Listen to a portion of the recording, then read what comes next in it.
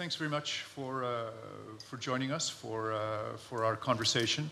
We'll be talking about America's role in Europe, and the two guests we have is Senator Џаин Шахиин, who's the Democratic senator from New Hampshire, and Stephen Hidley, who was the National Security Advisor under the George W. Bush administration, 2005 to 2009.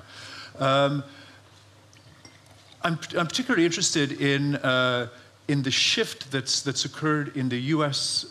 Perception of its leadership role in Europe in light of what's happened with the rising threat from Russia. Seen from Washington, there had been this Obama administration pivot towards Asia, sort of a sense that from the U.S. that Europe was an issue that had more or less been taken care of, and that there were other more important priorities for the U.S. How has that changed now? I mean, has Europe re-entered the conversation in Washington? I guess I would look back a little bit, and it's something I tried to mention the other night. I think in the events that following '89, the fall of the end of the Cold War, I think people really thought that our vision of a Europe, that is to say, Europe, an American vision of a Europe whole, free and at peace, had triumphed. And basically, the European project was largely done, and the Europeans could carry it forward. And so, while I think administrations stay engaged with Europe, it was a sense that we did not have to carry as big a burden, maybe, as we did in the past.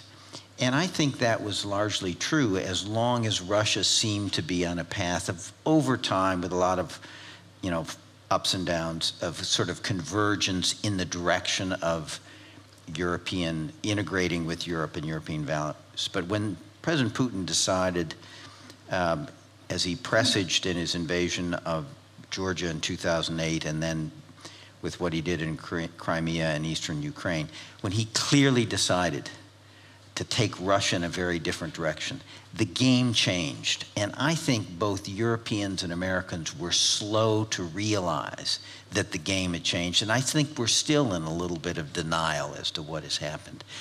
And I think at that point, it was important for the United States in a way to re-engage with Europe. And I think the Europeans to recognize that in managing a Putin moving in the direction he was moving, they needed an American role. And I think it's unfortunate that we got all this conversation about the pivot to Asia roughly in the same time, because it was, the administration wasn't turning its back on anybody. It simply wanted to make the point that Asia was important, and we were going to, I would say, stay engaged in Asia had we been for many administrations. But I think it was unfortunate because it sent the signal that right at the time when actually Europe needed America more, we were turning our back on Europe. I think it wasn't true, but I think it was unfortunate. And it fed this notion that America was disengaged from Europe. I think the United States, the administration is responding. We heard some of the things that we're doing in terms of training and positioning forces here and greater exercises. I think the problem is we're behind the power curve, and we're reacting, and Putin has the initiative, and Russian policy has the initiative, and that's not a good place to be. Well, I certainly agree with Stephen, and I do think that people misinterpreted the pivot to Asia as meaning that we were no longer going to be engaged in Europe, and I don't think that was ever the case. I think the transatlantic relationship is the strongest one the United States has, and so I don't think that was going to change.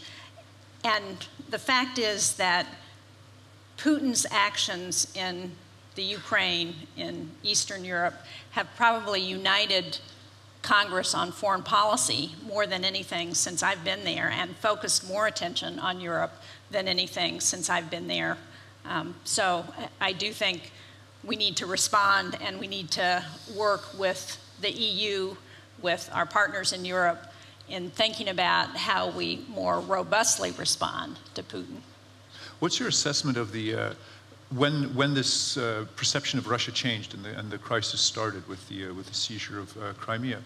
What was your assessment of the state of particularly EU-US relations. I mean, I'd covered Poland for a long time for the FT, and there was a noticeable shift in Poland and other Central European countries where the dynamic was that Berlin was the main foreign policy partner, and that the main priority of this region was to build a strong presence in the EU, and the US sort of faded into the background. It was sort of there as a NATO ally, and it had sort of some security dimension, but it wasn't, for many of these countries, the key foreign partner anymore.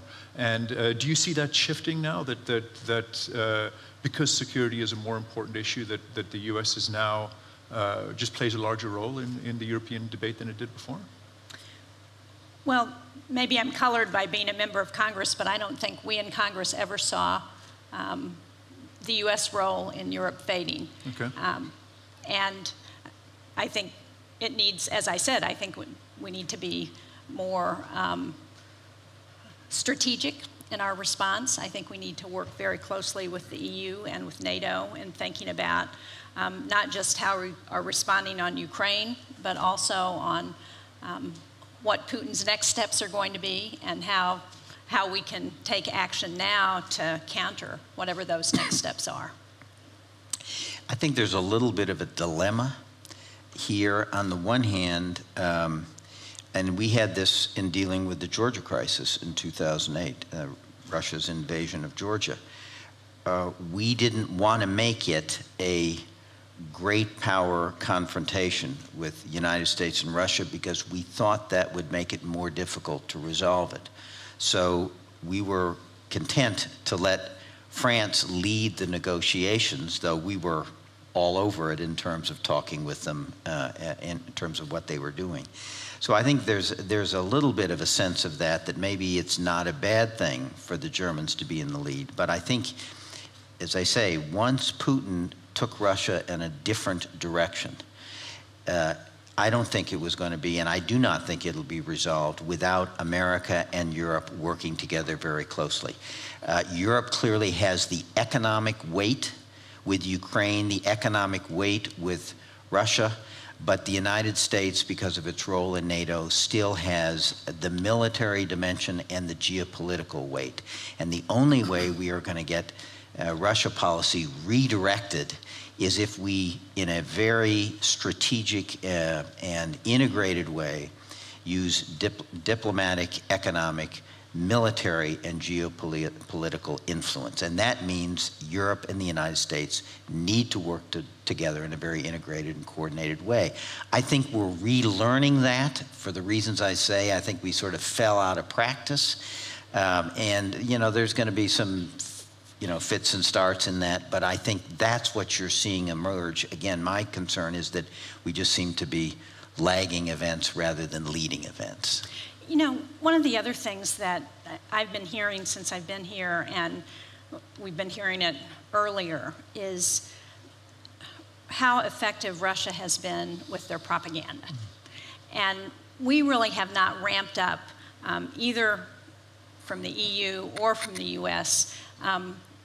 You know, I remember growing up in the 50s, Radio Free Europe, the response to the Soviets in Eastern Europe, and a real effort in the United States to provide a counter to what they were hearing from Soviet Russia. And we have not done that in response to the current situation. And we really need to think about how are we going to all work together to counter the Russian propaganda machine, because that's a critical piece of how we need to respond. And I think there's one other piece in addition to that, and I completely agree with the Senator on that. We spent a lot of time talking about what the United States should do, what Europe should do, what the United States and Europe should do together. I think it's very important for us to spend some time focusing and talking about what the states that are on the border, that are at risk, to the kinds of tactics that Putin used in Georgia and Ukraine, what they need to be doing. Because I think the way to think about it is they need to harden their own societies to be more resistant to Russian propaganda, to Russian subversion. How do they do this? I think there are a number of things they need to think about, which is one, dealing with, to the extent they have Russian minorities, dealing with the grievances of those Russian minorities, make sure that they are included and invested in the system. They can do a lot towards countering propaganda. Don't let the Russians dominate their own media inside their countries. They can do some things to counter the corruption, which is a vehicle that Russia uses to buy influence among business communities, among the political figures.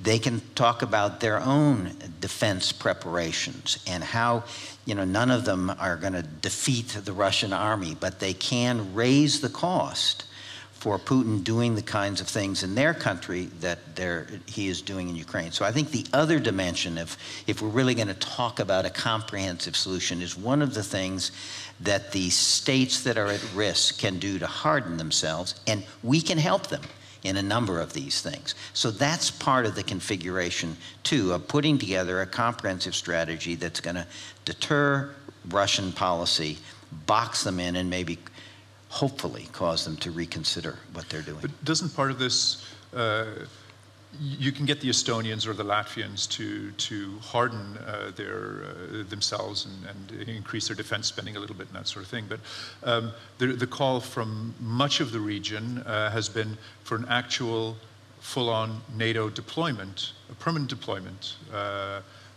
Former Minister Sikorski's talked about 2 heavy brigades being based here.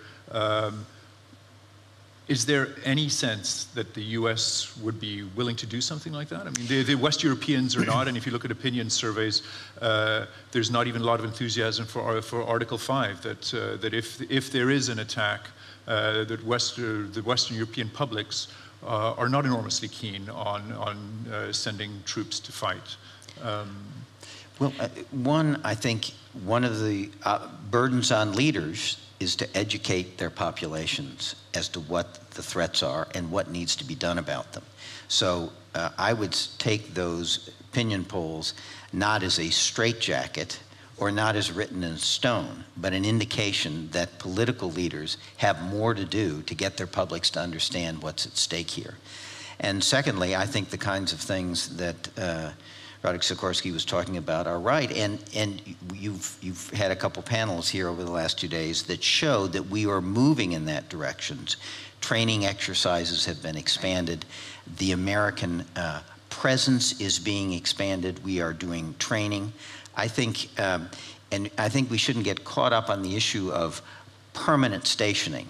If we are, for example, there's been discussion about pre-positioning military equipment in the Baltic states, in Poland, and in the Balkans, and then rotating American forces in to exercise using that equipment, and do it on a rotational presence, so it just so happens that 24/7 there's always Americans on the ground in these places. That's good enough, because the message you want to send is one of solidarity, about NATO engagement, about American engagement, and the risk to the Russians that if they pull the kind of thing they did in Georgia or Ukraine, they may bump up against NATO forces and American forces. That's a strong message, and that's the kind of message that we need to be sending. And I would argue that we've started doing that.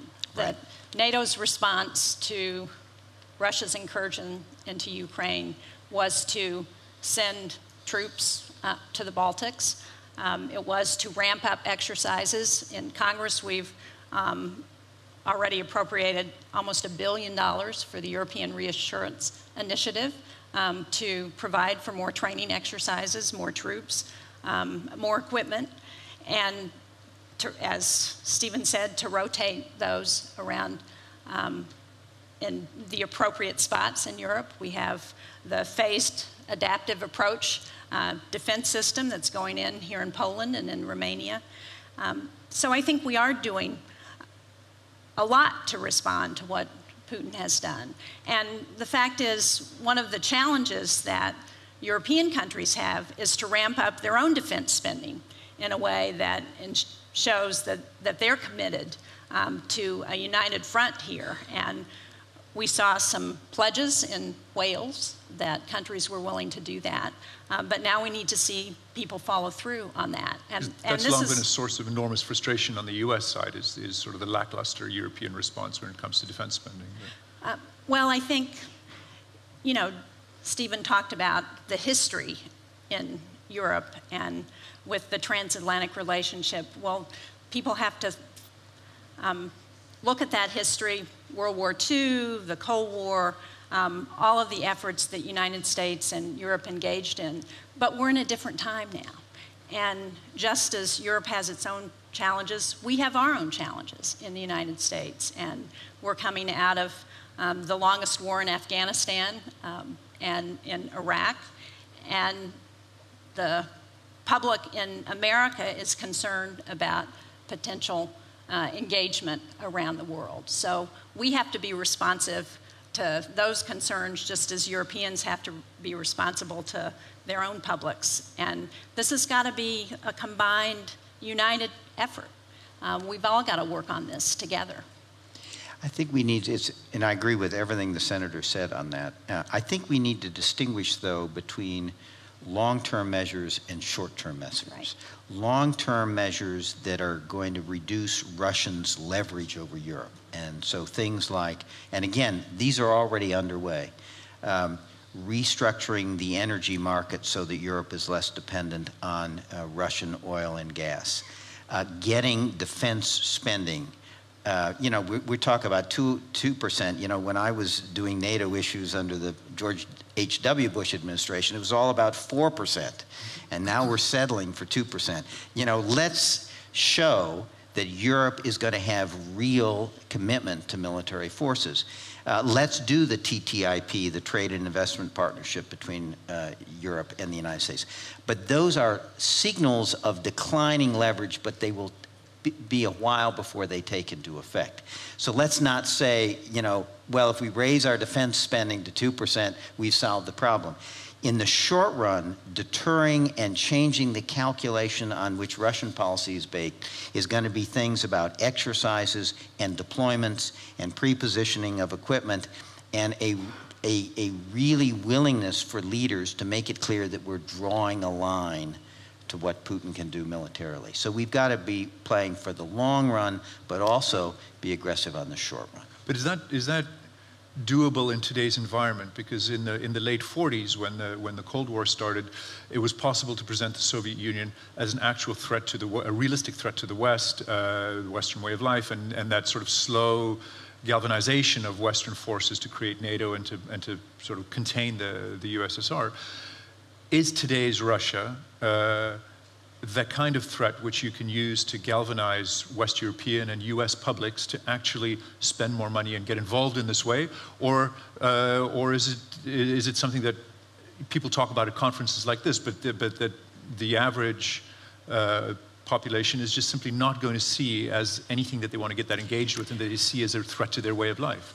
I think, as I said, the action that Russia has taken and the current threat to other countries has probably galvanized Congress around Europe more than anything else since I've been there. And so I do think people view that as a real concern. And there's still this residue of the Cold War and what that was like, certainly in my generation and for a lot of people who still are decision makers in the US. And so I do think they see Russia as a threat and are willing to, you know, as I said, are willing to provide resources to address that. And I think, you know, I agree with the Senator. I think also Americans and Europeans, I think, respond to events. I mean, I remember there was very public opinion said America was not very concerned about ISIS until some folks got beheaded. And suddenly, literally, almost overnight, the people who said, you know, we need to confront ISIS, it went up about 20 plus points at the polls almost overnight. And the kinds of events that the Atlantic Council did last night with the honoring of the freedom fighters who are now on the front lines of the new fight for freedom in Europe, I think it was very powerful, and I think it's important that these kinds of events happen. And I think when Americans see that and hear the stories of the people who are fighting for their freedom in Europe, Americans respond to that. Absolutely. And they'll come around. I just sort of a couple of more concrete questions. The issue of arming Ukraine. There's aside from Lithuania, there's no appetite in Europe to do anything like that at all. And the further west you go, the less appetite there is.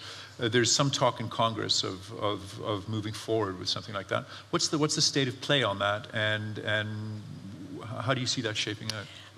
I think there's bipartisan support in Congress for providing lethal weapons. I think not only because there's a view that it's important to the Ukrainians, it sends an important signal to them, but it also sends a signal to Putin and it forces him to have more at stake in what he's doing in Ukraine. Now, there's been a disagreement with the administration on that, and so I think that has to be resolved before anything will go forward, and that, I think, has a lot to do with the position of the Europeans. You know, the president has really responded to Germany and to France, to the Minsk, the second Minsk agreement, and has not been willing to send in lethal weapons. But I do think that as time goes on, as Putin fails to comply with the Minsk agreement and continues to his aggression in other parts of Ukraine, that will be reevaluated. And I think there's two sort of misunderstandings or mischaracterizations that get in the way of the clarity we need for Europe and the United States to reach agreement on that issue. One is this notion that, well, what's the point of arming the Ukrainians? They can't defeat the Russian army. Well, that's true. But what arming the Ukrainians can do is, one, recognize the right of people to have the means to defend their country against invasion, but two, it will raise the cost of what Russia is doing in Ukraine, because we know that even President Putin is sensitive to body bags. It sounds coarse to say it, but it's true, to body bags coming back with Russian soldiers who've been killed in this adventure in Ukraine. So arming can raise the cost of Russian policy. And the second thing that people say is, well, there's no military solution to the crisis in Ukraine. There's only a political solution. And that is also true. But the point is, when you're dealing with ISIS or when you're dealing with a Russian policy, as we see in Ukraine, there's going to be no political solution that does not have a military element. And so this is the point about using economic, military, diplomatic means in a coordinated fashion to reach a political solution. But to say that there is no political solution, there is no military solution, is only half the argument, because there's no political solution that's not going to have a military element, and that's one of the powerful arguments for arming. But do you have a sense that in the administration that whatever Congress does, that they will actually send anti-tank rockets to Ukraine, or is that just not going to happen? It depends. Again, we respond to events, and I think one of the things that may have motivated, and the senator's going to be more authoritative on this than I, but I think one of the things that may have motivated thinking in the administration is, well, we've got Minsk II. We want Minsk II to be respected by the Russians. If we start visibly and overtly moving arms into the Ukrainian, it gives them a pretext to get out of Minsk II. I would hope, though, that the administration has sent a quiet signal to and with the agreement of our friends and allies in Europe, a quiet signal to President Putin that if he does not come into compliance with Minsk II or violates it, then arms to Ukraine will be on the table. I would hope that would be done. And secondly, I think, we tend to talk too much, talk more than we act, and sometimes act overtly when, we should be doing some things covertly. So one of the things I would hope is that at some point arms start showing up in Ukraine from Western sources, and I think in some sense that would have the biggest impact on President Putin's calculation of anything we could do.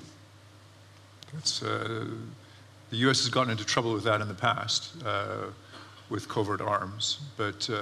We've gotten trouble in it in the past. We've also made some great accomplishments in the past. Like all of these instruments, they can be used wisely, they can be used foolishly. And one of the questions is, make sure we use it wisely. But the possibility that we could use it foolishly only ought to incentivize us to use it wisely. It shouldn't take it off the table. But I think that's the point, that I don't think it's off the table for the long term. Now, it's off the table right now, but it really depends on circumstances and on, what Putin does. I'm curious there as well. There's been a talk on some of these panels about the Eastern Partnership and how the EU reaches out to countries like Ukraine, Georgia, Moldova. The summit in Riga was generally disappointing. The EU did its usual contortions to avoid openly providing some sort of a path to eventual EU membership for those countries. What's the U.S. vision for how those countries in the Russian term near abroad should be treated by the West? I certainly hope that ultimately we would see a path to EU membership for all of those countries. Now it's going to require action in the countries to reform the corruption that exists in many of them, to address economic challenges that they face. But I think as we think about what is the future of Europe, I hope it's going to be continued willingness to support the countries that are not currently part of the EU, and for those that are looking west, Georgia, Moldova, Ukraine, that we support them in that effort and that they see a path to join the EU. I completely agree, and I think we're seeing some progress on that. In the conversations now that are beginning about looking to the NATO summit in Warsaw, people are talking now about the sense that one of the downsides of Bucharest in 2008 and the decision led by the Europeans not to give Georgia and Ukraine map was that somehow the door had been closed on NATO enlargement. And people are beginning to say, we need to show that that door is open, and the way to do it would be in the NATO summit in Warsaw to say that Macedonia and Montenegro should be members of NATO and are on a membership track. I think that would be a very strong signal. It does not raise all the issues about Ukraine and Georgia membership that have been very controversial in Europe, but it's a way to show that the door remains open on NATO, and I would hope that the EU would find a way to send a similar signal. And I think one of the things, and I'm going to get into trouble for this, but one of the things the EU needs to think about is President Putin's strategy is to create frozen conflicts that then freeze countries between Russia and between the EU on the theory that the EU would not touch them if there is a frozen conflict. Well, what if the EU took that off the table and said that in the same way they were willing to take the Greek portion of Cyprus into the EU without the Turkish portion, that frozen conflicts is not a barrier for countries to move forward on a track for EU membership. Let's start taking away levers that support Russian policy. Let's show that the door is open to NATO by taking Macedonia and Montenegro in, and let's find a way for the EU to make a clear statement that a frozen conflict is not a reason why a country cannot move towards EU membership. And, not lose focus on progress that has been made. The Balkans is a place where I've had a chance to visit and to hear the concerns and to see real progress between Serbia and Kosovo, to see Croatia, to still feel concerns about what's happening in Bosnia. And we can't lose focus on what's going on in those countries because they then go backwards. And when they want to, Serbia wants to continue their pathway into the EU, and they're still waiting for the EU to respond in some areas. Stephen talked about Macedonia and NATO, but one of the things that we don't want is because of the latest crisis, whether it's Ukraine or Georgia or where it is, to allow us to lose the focus on the progress that's been made in those countries where they are still looking to get into the EU, they're still looking west, and we need to continue to encourage them. You can certainly see the problem of in countries where there's a sense that encouragement is lacking, like the problems that now in Macedonia and what's going on in Moldova, that when they sort of run into this, they see this endless passage without an end resolution, that the political initiative just sort of disappears in those countries. And you know, one of the things I think both United States and Europe needs to think about in terms of all these institutions is, again, our processes for considering membership and establishing these very organized, systematic tracks to membership may have made sense when, quite frankly, Europe was not in crisis. But because of Russian policy in the last year or two, Europe is in a different place. And I think we need to re-examine these mechanisms and really decide whether they are appropriate. They become very bureaucratized, if you will, without any sort of political or strategic framework. And I think we need to reconsider them. And I'll give you one example in terms of, again, NATO enlargement. We have this notion of MAP, a membership action plan, and a structured process by which a country moves to membership. Well, if Russian policy is for no more members for NATO, then once you put a country on map, you've basically invited them to be a target by the Russians to try to derail their passage to membership. Maybe we've got to have a less structured process. Not that countries don't need to be prepared for NATO membership, but maybe you prepare them quietly, if you will, and then at some point when you think you're ready, you just make them members. After all, Germany was brought into the NATO alliance at a time when it did not have a standing army. And it was done because there was a strategic framework. And I think in some sense, one of the challenges we have is to recognize the world has changed in Europe. It is a European crisis. And we need a different strategic framework for these processes in which we've fallen in love over the last 20 years. That certainly was the hope in Georgia in 2008. I remember talking to the defense minister who had this large NATO flag behind his desk in the fairly forlorn hope that there was some hope coming, some rescue coming from that quarter. I'd like to open the floor to questions. We've got about 15 minutes to go, and I think there's a couple of microphones in the hall. So if somebody has a question, please put up your hand and go. Go right ahead.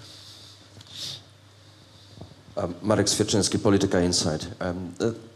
This will be a question to both the Senator and Dr. Hudley. Since you both agree that a more proactive policy towards Russia is needed, could you please elaborate how should it look like? Thank you. Well, I think we've identified a number of the pieces of that. We've talked about continued activities through NATO, joint with countries in Europe, training exercises. You know, we have a big one with the Baltics and Poland that's starting, I think it's already starting this week. I'm going to go to Latvia tomorrow, and I'm going to have a chance to go see a little bit of that exercise. It means continued equipment. Stephen talked about having equipment stationary and rotating troops in so that there's always someone there, continued economic support, I think counter-propaganda effort. So I think we've got to look at a whole range of responses. Yeah, and I think we outlined them here. I think the senators summarized them. Counter the propaganda. States at risk have to help harden themselves, and we have to help harden them. We talked about long-term things to reduce Russian leverage, short-term things to try to deter the Russians. The other thing I think we did not mention, and we both agree on, is Ukraine has to succeed. Ukraine has to succeed. And we have to recognize that it is a country facing an enormous existential challenge. And again, we can't do things in our traditional, methodical, bureaucratic way. we've got to assess what they do about their public and private debt. And we're going to have to do it, support them in doing something dramatic, because they will not extricate themselves from the economic crisis that Russian invasion has intentionally put them in. Russia is banking on Ukraine failing, and that we will allow Ukraine to fail. That is the Russian strategy for Ukraine, and that at some point the Ukrainian people will decide that turning west was a mistake and they ought to come back and become part of the new Russian Empire. That's the strategy.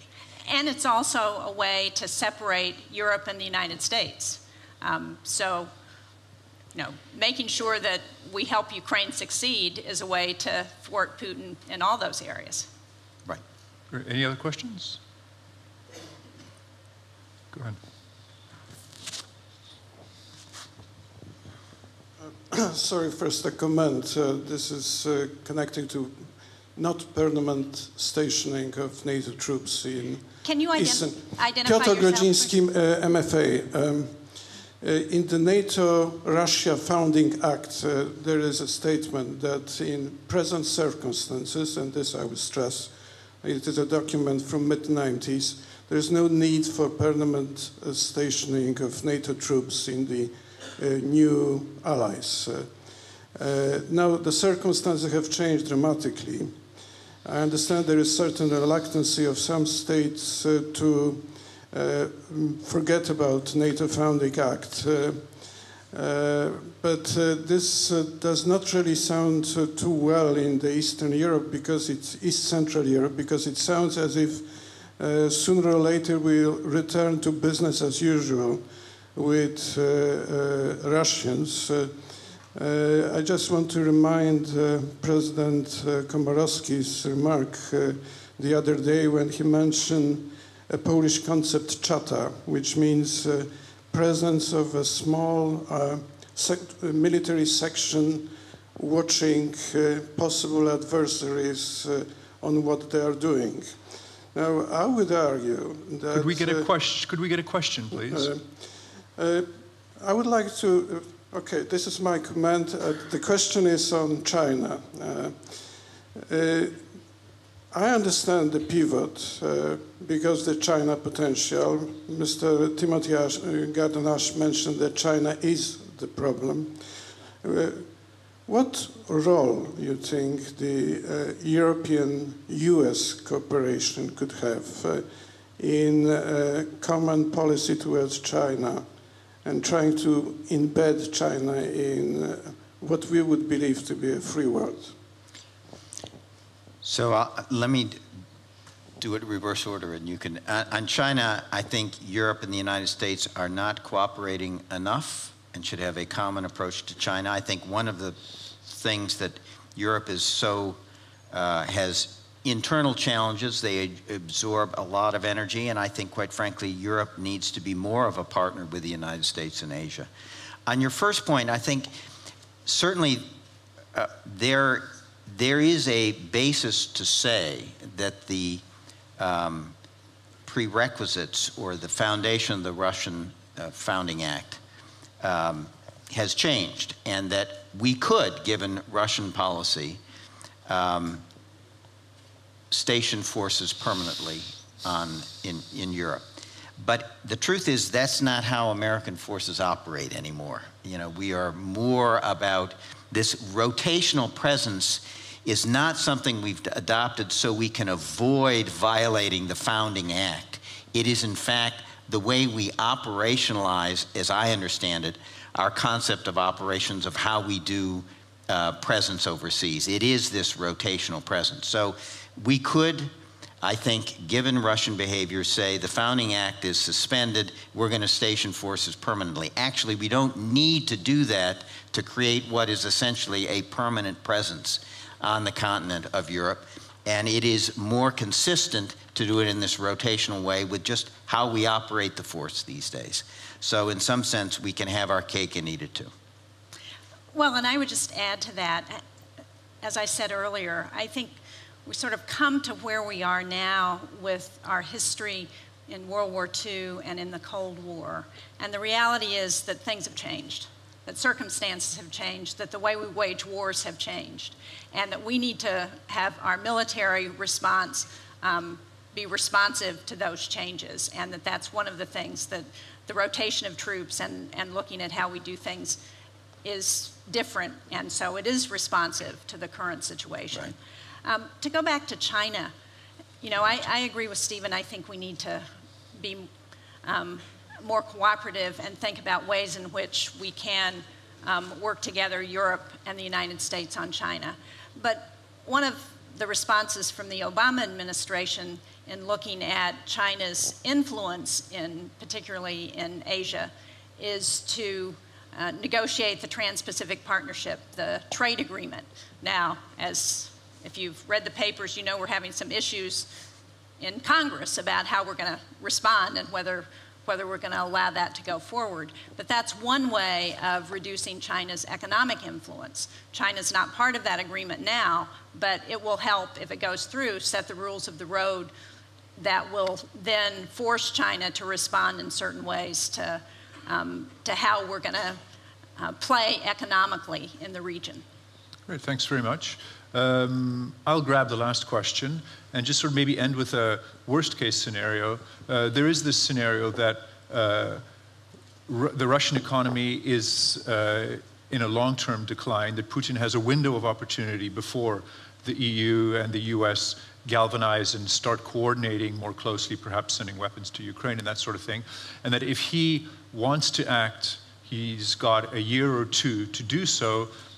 The point of pressure is to do something in the Baltics, of either like in the Crimea, or more likely the sudden emergence of a ethnic Russian militia in Latvia or in Estonia, and the gamble being that the NATO does nothing, and that there's conferences called and that sort of thing, and basically ends up showing that Article 5 doesn't work and that the alliance is a fiction, and he scores an enormous victory for Russian foreign policy. What do you see as do you see that as a danger? Is that something that the EU and the US need to be aware of and to start working more swiftly to close that window?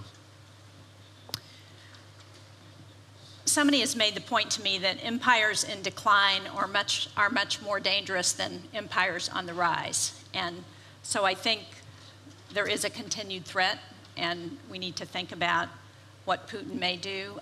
I actually don't believe that NATO would abrogate a challenge to Article 5 to one of its members. I think that's absolutely critical, that NATO would need to respond to that. And so I think Putin plays a very dangerous game if he thinks that that's his next move. If I might, I was in a conversation with Radek Sikorsky, and he said the question is this 1914, is this 1938, or is this 1941? And are we at a situation where Russia, seeing its trend lines going negative, thinks there's a window of opportunity in the next year to do something? It's one of the reasons why the next year, I think, is a dangerous period. We have to take that into account in our strategy, but we cannot be deterred from having a strategy because of that risk. And so my own thought is the combination is to take a set of measures that will hopefully deter President Putin from initiating further action either in Ukraine or elsewhere, and we'll convince him that this policy is not working for Russia. But then to hold open the prospect, and the administration has done this, of negotiating a resolution for the Ukrainian crisis that takes Russian interests into account, legitimate Russian interests into account. And that means a formula whereby Ukraine can move west, as its people want to do, to affiliate with Western institutions, but in a way that doesn't require it to sever its economic and historical ties with Russia, or place a burden on the Russian economy, or undermine the Russian economy. And convince Russia in that context that it's actually in its interest to work with the United States and the EU to actually build a prosperous Ukraine. That's where we want to get. The problem is, I think we have not done enough to deter Russian policy, and to convince them that they need to find a different way. And the question is also whether this is in Russia's interest or whether it's in Putin's interest, and the two aren't necessarily This is true. Exactly. don't necessarily coincide. That is right. Exactly. Senator Shaheen, Dr. Hadley, thank you very much for taking part in our panel, and thank you very much to the audience. Thank you. Thank you. Very interesting. Thank you very much. Thank you. Thank you.